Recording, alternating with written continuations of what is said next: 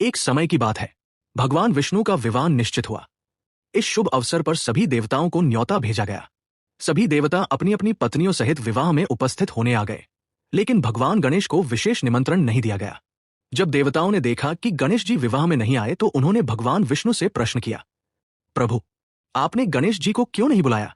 भगवान विष्णु ने उत्तर दिया, मैंने तो भोलेनाथ को न्योता दिया था। गणेश जी को अलग से क्यों बुलाया जाता? और फिर उन्हें खाने के लिए स्वामन मूंग, स्वामन चावल, स्वामन घी और स्वामन गुड़ चाहिए। इतना भोजन दूसरों के घर खाना उचित नहीं लगता। कुछ देवताओं ने कहा, तो उन्हें विवाह में साथ ले जाने के बजाय द्वारपाल बना दीजिए। भगवान विष्णु ने यह बात मान ली और गणेश जी को द्वारपाल बनाकर बारात लेकर चल पड़े। नारद जी और गणेश जी। रास्ते में नारद मुनि उधर से गुजरे। उन्होंने गणेश जी को द्वार पर बैठे देखा तो पूछा, गणेश जी, आप यहां क्यों बैठे हैं? सभी तो बारात में चले गए। गणेश जी ने कहा, मुझे तो द्वारपाल बनाकर यहीं छोड़ दिया गया है। नारद जी ने हंसकर कहा, आपको सही कारण किसी ने नहीं बताया। वे सोचते हैं कि आपका शरीर मोटा है, कान बड़े हैं और आप बहुत अधिक भोजन करते हैं, इसलिए वे आपको साथ नहीं ले गए। ये सुनकर गणेश जी के मन में ग्लानि और दुख हुआ। तब नारद जी ने सुझाव दिया, आप अपनी मूषक सेना को आज्ञा दीजिए कि वे आगे जाकर धरती खोद दें। गणेश जी ने ऐसा ही किया।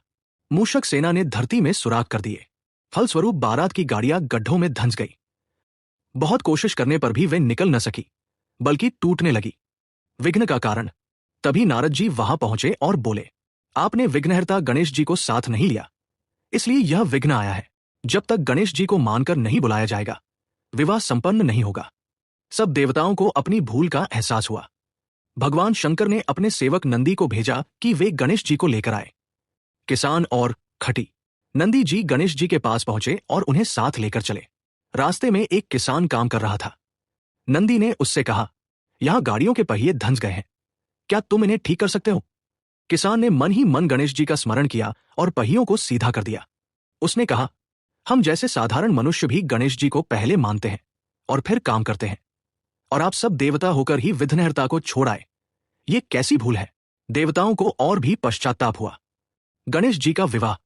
जब गणेश जी को बुलाया गया तो उन्होंने कहा, मैं तभी बारात में चलूंगा जब पहले मेरा विवाह किया जाए। सभी देवता सोच में पड़ गए कि ये कैसे होगा।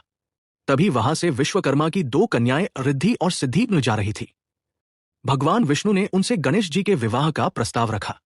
दोनों ने सहर्ष इसे स्वीकार कर लिया।